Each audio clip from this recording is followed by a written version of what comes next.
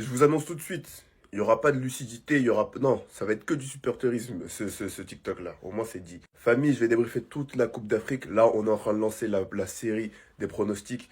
Abonnez-vous pour pas manquer les autres vidéos. Merci à ceux qui le feront. Le Sénégal va jouer contre le Soudan pour les huitièmes de finale. Le Sénégal n'aura pas Kalidou Koulibaly. Et pour moi, ne pas l'avoir pour ce match-là, c'est pas grave. Bien évidemment, le Soudan, c'est une équipe avec des phases de jeu, franchement, c'était intéressant. Au début, notamment du match contre l'Algérie, il y a eu deux, trois phases de jeu où moi, j'ai été surpris. Maintenant, on est le Sénégal, ok, on est l'un ou le favori de cette Coupe d'Afrique. Je veux même pas qu'on parle avec eux. On doit les tabasser. C'est aussi simple que ça. On doit les tabasser. Non seulement on doit les tabasser, mais on doit leur mettre un vrai score. Et c'est dans ce match-là où je veux voir Iliman Ndiaye commencer à mettre des buts.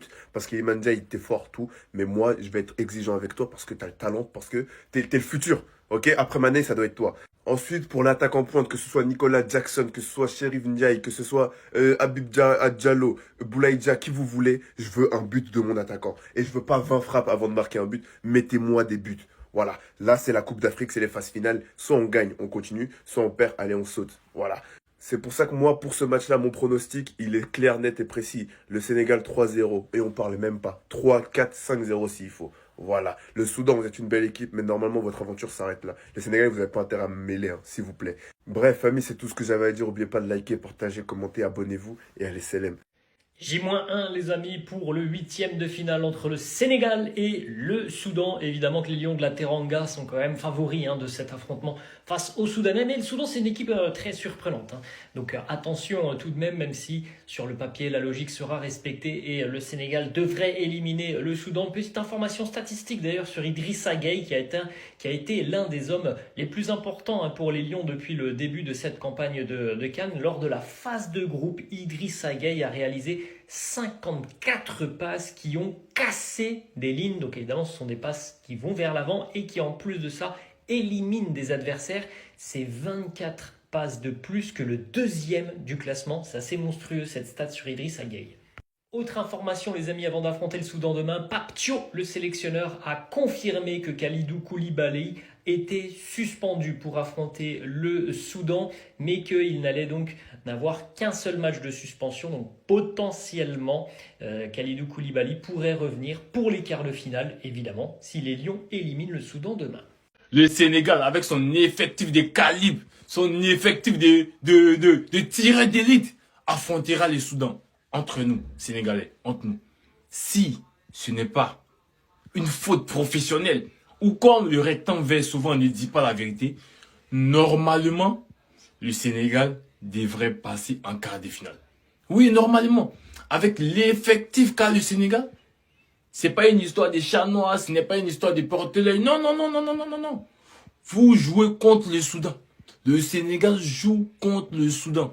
C'est-à-dire, si jamais le Sénégal se trompe ou le Sénégal, voilà, se rend le match difficile, ça sera une faute à eux-mêmes. Parce que normalement, avec l'effectif, ce calibre-là, le Sénégal devrait passer le Soudan tranquillement. Voilà. C'est-à-dire, quart des finales, ils attendent Mali et Tunisie là-bas. Parce que si le Sénégal ne passe pas ce match contre le Soudan, ce sera une faute professionnelle. Oui, je pense que vous êtes d'accord avec moi, parce que voilà, le Sénégal, sur le papier, est largement supérieur au Soudan. Mais comme le football ne dit pas la vérité, donc on verra bien. Mais voilà, force au Gaindé, parce que je sais que vous irez en quart de finale. Les frérots, c'est le retour du Sénégal demain soir contre le Soudan, huitième de finale de la CAN 2025. C'est pour ça que je vais vous partager ma compo probable, les frérots. On ne va pas perdre de temps. Pour moi, comme j'ai dit, il faut partir sur un 4-3-3. On partirait sur Edouard Mendy, Crépin Diatta, Mamadou Sarr, Moussa Niakhaté, Ismail Jacobs. Un milieu à 3 avec Gana Gueye, Habib Diarra et Pape Gueye. Et une attaque à 3 avec Iliman Ndiaye, Sadio Mané et Nicolas Jackson. Les frérots, je vous l'ai dit depuis un petit moment, pour moi le 4-3-3 c'est la meilleure compo pour le Sénégal. Et surtout le retour d'Habib Diarra m'a convaincu. Je vous dis la vérité. Il est rentré quelques minutes contre le Bénin.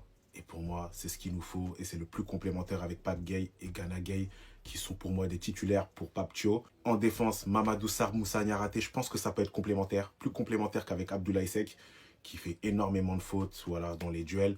Mais par contre, avec Mamadou Sarr, même s'il n'a pas beaucoup d'expérience, je pense qu'avec Moussa Niakhaté, vu qu'ils se connaissent bien par rapport à la Ligue 1, etc., je pense que ça peut matcher en complémentarité. Dites-moi ce que vous en pensez, les frérots, de cette compo. Mais en tout cas, moi, je vois une victoire du Sénégal, tranquille. Mais voilà, il ne faudra pas prendre de risques, il ne faudra pas prendre à la légère aussi cette équipe et se qualifier pour les quarts de finale parce que voilà, c'est mérité et on est le Sénégal.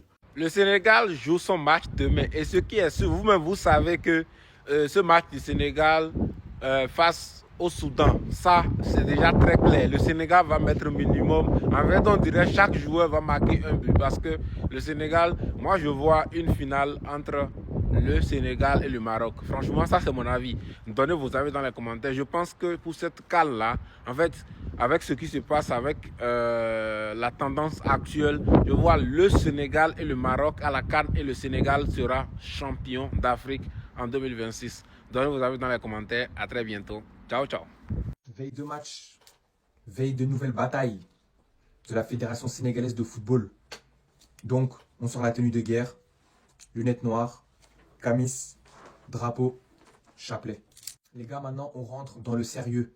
Le Sénégal va entamer demain ses phases à élimination directe en affrontant en huitième de finale le Soudan. Un adversaire qui est bien inférieur à nous, mais qu'il ne faudra pas, malgré tout, prendre à la légère. Ce que j'attends demain, en dehors de l'absence de notre capitaine Kalidou Koulibaly, c'est un 11 clair. Que demain, Pape Thiaw aligne l'équipe avec tous les joueurs dont il a confiance pour entamer les matchs les plus décisifs à venir. Parce que malgré le fait qu'en phase de poule, il y a eu des critiques, on a été déçus par certaines choses, le point positif qu'on peut avoir, c'est qu'on a pu tester des joueurs et on a pu tester aussi des dispositifs. Et à l'issue de ces phases de poule-là, on a pu avoir plusieurs conclusions. Demain, on va affronter certes un adversaire bien inférieur à nous, mais moi, ce qui me met quand même en confiance, c'est que cet adversaire-là, on l'a déjà affronté. Et en plus, ça sur un synthétique. Et là, en fait, ce qui est bien, c'est que si vous remarquez bien dans cette compétition-là, les exploits des petites équipes sont vraiment rares. Pourquoi? Parce que les conditions de compétition sont à l'avantage des meilleures équipes qui ont les joueurs les plus techniques. Et de la manière où on a réussi à les battre chez eux sous une très grosse chaleur et en plus ça sur un synthétique, demain probablement sur une pelouse qui sera un peu mouillée parce qu'il va un peu pleuvoir, etc., je pense qu'on peut faire une belle performance. Donc de la même manière où si on affrontait la Côte d'Ivoire, le Cameroun, l'Algérie, etc., même si l'adversaire est inférieur à nous, je prie, Inch'Allah, qu'on puisse avoir la victoire et qu'on puisse accéder au quart de finale. Maintenant, si on passe à la compo, les gars, vous me connaissez maintenant, c'est du classique. La défense, je pars pour du classique. Je garde ma confiance en Ismail Jacobs qui a fait de bonnes performances, même si Malik Diouf a été assez bon dans le dernier match. En l'absence de notre capitaine, je mets Abdoulaye Seck parce qu'il est quand même plus habitué à la compétition à la CAN. Certains voulaient de Mamadou Sarr. Je ne suis pas contre, mais Mamadou Sarr, demain, je le fais rentrer dans le cas où on gagne 3-0, qu'il reste 20-30 minutes. Dans ce cas-là, je suis Abdoulaye Seck et je mets Mamadou Sarr pour qu'il puisse s'habituer à la CAN, pour qu'il puisse s'acclimater aux conditions et que on sait pas ce qui peut se passer après dans la compétition. Peut-être il sera titulaire au bout d'un moment, mais voilà. Si on passe au milieu de terrain, là, je pense que maintenant, c'est le milieu de terrain du peuple. Habib Diarra, mon chouchou qu'on ne présente plus. J'ai plus besoin d'en parler. Vous savez ce que je pense de lui et vous avez vu ce qu'il sait faire. Demain, ce que j'attends de lui, bien évidemment, c'est qu'il va jouer haut sur le terrain et il va pas jouer haut comme un 10 dans un 4-2-3-1. Lui, quand il joue haut et qu'il apporte du surnombre à l'attaque, c'est quand il va se mettre entre le latéral adverse et le défenseur central. Lui, c'est là-bas qu'il se faufile pour ensuite rentrer sur le côté et soit tirer en croisé ou soit faire un centre pour Sadio Mané ou pour Nicolas Jackson. Pape Gueye, demain, je le veux en point de base tout simplement parce que c'est son meilleur poste. Tout d'abord, il nous apporte des garanties par rapport aux relances. Certains disent que Pape Gueye est un joueur lent, etc. Mais justement, sa lenteur nous aide quand on est bas sur le terrain pour ces relances-là. Voilà. Sa lenteur ne nous aide pas quand on est haut sur le terrain. Ça ne sert à rien de le mettre 8. Ça ne va rien apporter parce que nous, il nous faut des milieux, surtout des 8 qui se projettent vite. Donc Pape Gueye, moi, je le mets en point de base parce que non seulement au niveau relance, il va nous apporter des garanties, mais aussi pour gérer les contres si demain on s'en mange. Lui, c'est un milieu sentinelle, ça veut dire qu'il est proche des défenseurs centraux. Et ça veut dire que quand il y aura des contre-attaques, quoi qu'il arrive, avant qu'ils touchent notre défense, ils devront passer par Pape Gueye. Gana Gueye, je le mets titulaire aussi, parce que tout simplement, depuis le début de la compétition, c'est bonne performance sur bonne performance. Même si je sais que le 4-3-3, ce n'est pas son poste de prédilection, parce que on exige des 8 qui puissent jouer haut et jouer de l'avant. Gana Gueye, il y a une stat qui est sortie récemment disant qu'il fait partie des joueurs, ou peut-être même c'est le joueur de la compétition qui fait le plus de passes vers l'avant. Donc moi, demain, c'est ça que j'attends de lui. J'attends qu'il fasse des passes vers l'avant et que aussi il soit agressif sur le porteur du ballon, de la même manière où il a été contre le Bénin, alors qu'il était point de basse et que normalement, c'est les 8 qui devaient s'en charger. En attaque, je pars pour du classique, je pars avec Sadio Mané national et Nicolas Jackson. Nicolas Jackson, je veux qu'il fasse ce que j'attends de lui, c'est-à-dire aider l'équipe dans le jeu, faire en sorte que ses coéquipiers puissent jouer de la meilleure des manières, qui puisse aussi aider les milieux à être face au jeu, avec notamment de bons 1-2 entre eux, tout ça et tout, qui fasse le bon rôle de faux numéro 9. Ensuite, si au bout de 60 minutes, 70 minutes, on a besoin de marquer, dans ce cas-là, oui, en effet, on le sort pour faire entrer Habib Diallo. Parce que moi, quand je préfère un attaquant à un autre, je ne dis pas que cet attaquant-là en question doit faire 90 minutes. Je dis juste qu'il doit jouer plus de temps que l'autre. Ensuite, je mets encore Iliman Ndiaye titulaire. Pourquoi? Ça, je pense que ça peut être débat parce que beaucoup de Sénégalais exigent que Ibrahim Bey soit titulaire. Et moi, ces Sénégalais-là, je leur demande d'être patients.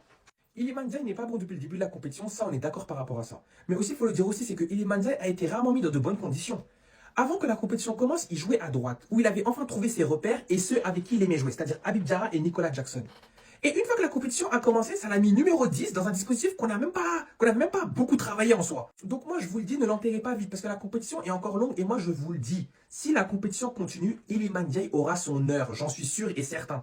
Et si maintenant on parle de Ibrahim Bey, aussi je vous demande d'aller doucement avec le petit.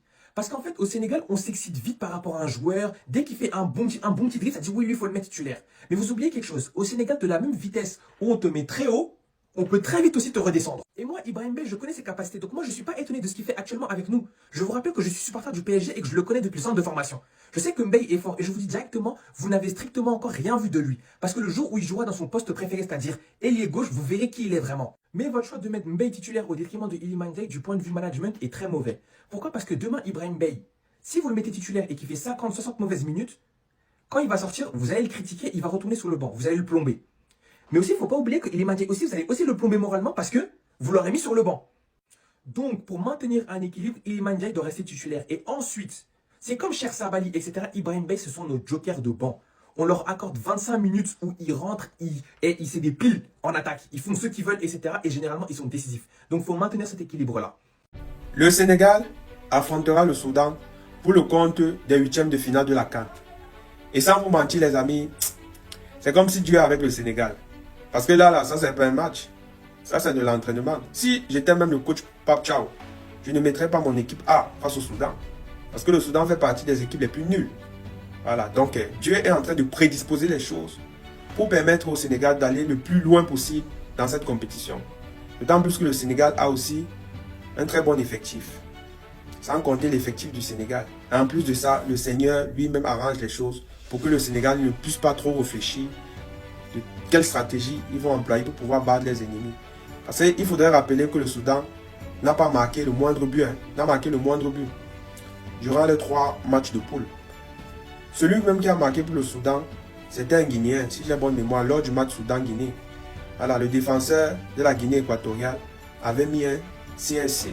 C'est donc ça qui a permis au Soudan d'avoir les 3 points et de terminer parmi les meilleurs troisièmes. Donc, pour moi, je pense que ça, c'est un match très très facile. Et pour moi, je vois déjà le Sénégal au quart de finale. Donc, le Sénégal est bien parti pour aller au quart de finale. C'est à partir des quarts de finale là que l'entraîneur Pape Thiaw va réfléchir quel dispositif il doit essayer de mettre sur pied pour pouvoir battre les équipes qui seront devant lui. Mais sinon, parler du Soudan, c'est là ils sont trop nuls. Dieu aide vraiment le Sénégal, malgré qu'ils sont aussi très forts. Est-ce que les gars, je suis le seul à penser que Ismaïla Sarr va faire des phases éliminatoires de fou? Je sais pas pourquoi, mais je crois encore en lui. Il a encore ce truc.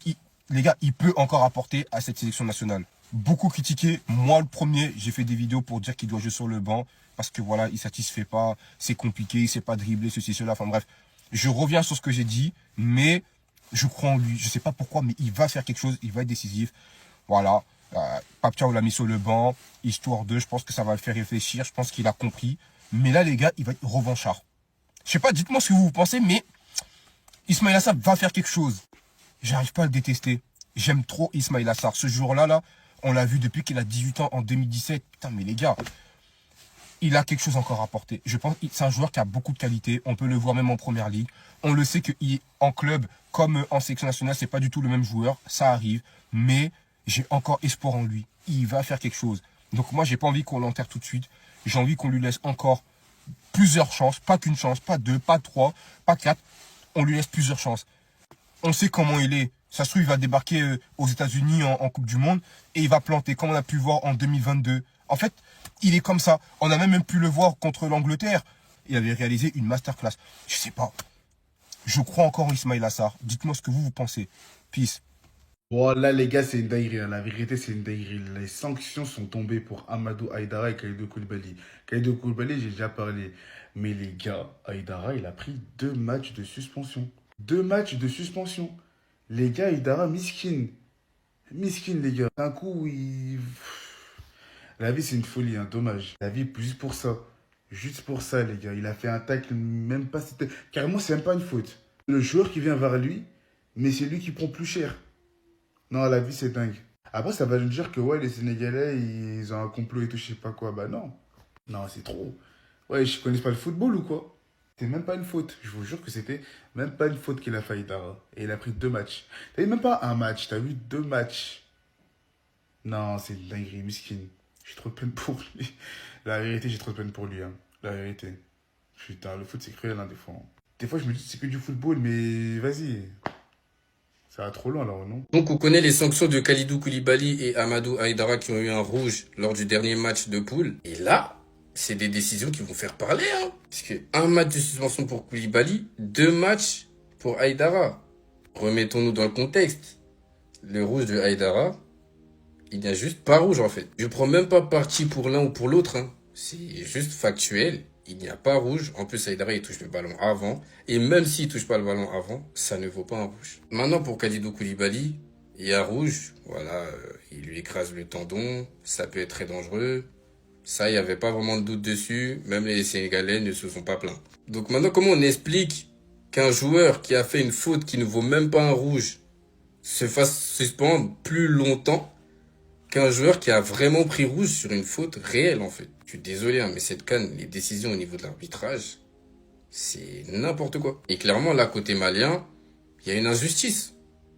Maintenant, à voir, je ne pense pas que ça peut changer, mais c'est pas normal. Voilà les gars, c'est pour ça qu'on n'avance pas.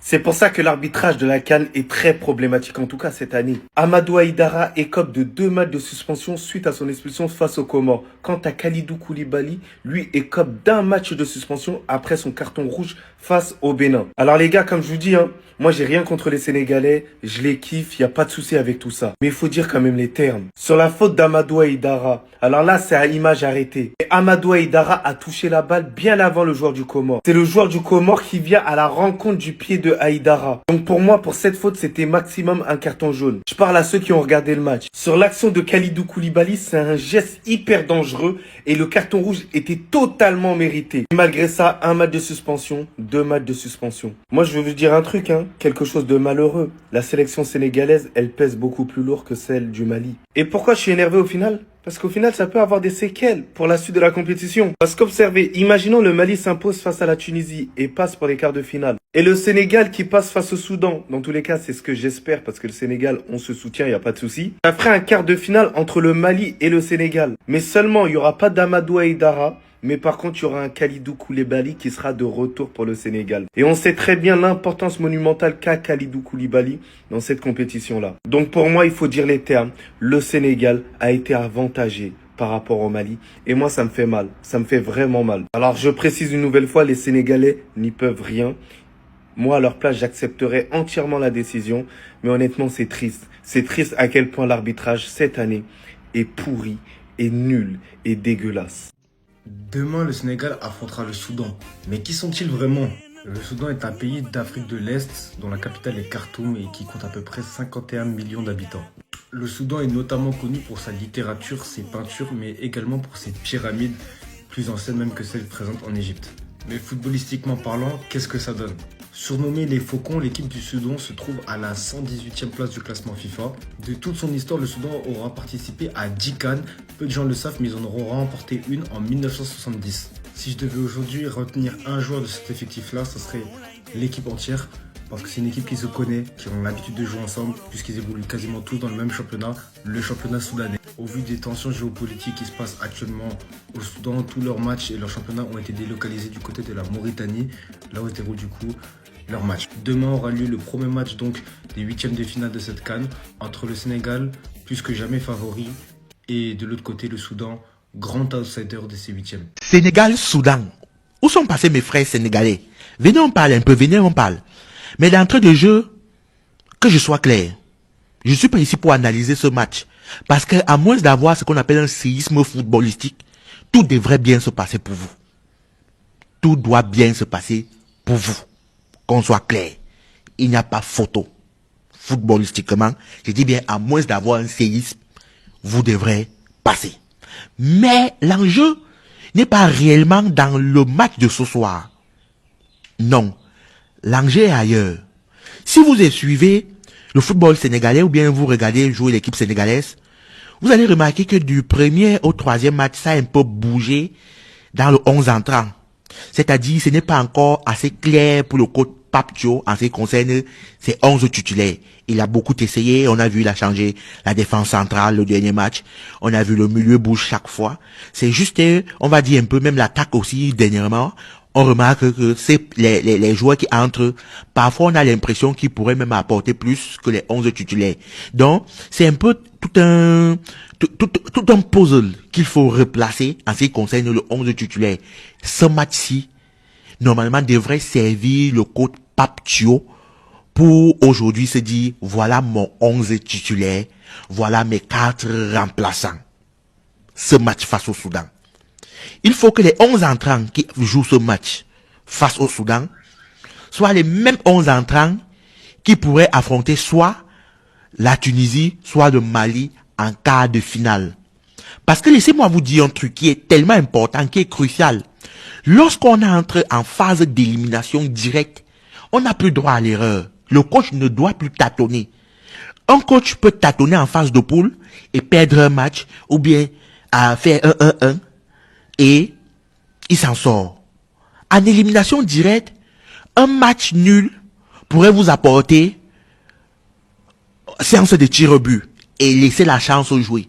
Parce que lorsqu'on parle de séance de tir au but, ça devient du 50-50. Il n'y a plus de favoris en réalité. Pour une très grande équipe, pour une très grande sélection, comme le Sénégal ne devrait pas remettre son avenir entre les mains de la chance, c'est-à-dire entre les mains d'une prolongation ou bien d'une séance au but, séance au tir au but. Non. C'est pourquoi j'ai dit, il est tellement important ce match, parce que grâce à ce match aujourd'hui, on devrait voir déjà ce qu'il y a dans la tête du coach Papcho. Il faut que ça soit clair, il faut que ça soit visible. Il faut que tous les Sénégalais de tous bords aujourd'hui, ils puissent se dire, voilà nos 11 titulaires, voilà notre équipe titulaire. Et lorsque tel sort, il y a des fortes probabilités que tel entre. Il faut que ça soit déjà ça. Ce match servira plus que tout au coach Papcho. Parce qu'il a l'opportunité de faire 2 ou 3 derniers réglages, contrairement à d'autres matchs où directement, ça va jouer dur. Le coach ne doit plus se tromper. Je dis bien, le coach ne doit plus se tromper pour d'autres sélections. Un match, par exemple, comme Algérie, non, le coach, tu te trompes directement à la maison. Tu attends les prochaines 4 ans pour se dire, ou bien pour réfléchir. Non. Donc, le tirage du Sénégal est très important. Parce que, au moins, ils vont avoir l'opportunité de faire 2 à 3 derniers ajustements, contrairement aux autres sélections. Donc, ce que j'attends clairement de ce match plus que tout, ce n'est pas la victoire, en réalité, parce que je sais qu'ils vont gagner le Soudan, même si c'est 1-0. Mais j'attends voir une équipe type, j'attends voir un groupe, j'attends voir une sélection qui a déjà son 11 entrants. Premièrement, c'est ce que j'attends du coach Papcho plus que jamais. Je ne veux pas voir un coach aujourd'hui qui enlève 3 joueurs, qui nous sort un classement encore qu'on n'a jamais vu, par exemple, les 3 précédents matchs. Là, ça va être très dangereux pour le Sénégal en 8e. Aller en quart de finale, et lorsqu'on n'a pas une équipe titulaire, c'est se tirer une balle dans le pied à ce niveau de la compétition, en réalité. Donc j'attends ça du coach, j'attends ça de ce match-ci. C'est ce que j'attends de ce 8e de finale face au Soudan. Voir un 11 type, premièrement. Être chirurgical devant les buts. J'aimerais aujourd'hui que si la sélection sénégalaise face au Soudan a 10 occasions, ils mettent au moins 8 buts. Deuxièmement. Voilà les 2 premiers mots. J'aimerais être rassuré en ce qui concerne l'axe. Est-ce que ça va être Niakate sec? Bref. Ou bien ça va être ça sec. Ou bien ça va être ça Niakate. J'aimerais voir ce qu'il a à nous proposer au fait dû à l'absence de Koulibaly. Voilà ce que j'attends concrètement de ce match. Les Sénégalais, dites-moi réellement ce que vous attendiez de ce 8e de finale de votre côté. Et on en parle. Je vous attends en commentaire. Vous connaissez quoi faire. J'aime vous lire. J'aime voir d'autres réactions. J'aime voir d'autres visions en commentaire. Parler du football, c'est bien, mais pouvoir en vivre, c'est mieux. C'est pourquoi, là en bas, vous avez remarqué qu'on a mis notre lien. Si vous nous suivez, par exemple, de Facebook, il y a un lien. Si vous suivez sur YouTube, sur une nouvelle chaîne, abonnez-vous. C'est important, par exemple. Donnez-nous la force et en réaction. Je vous attends en commentaire. Ciao.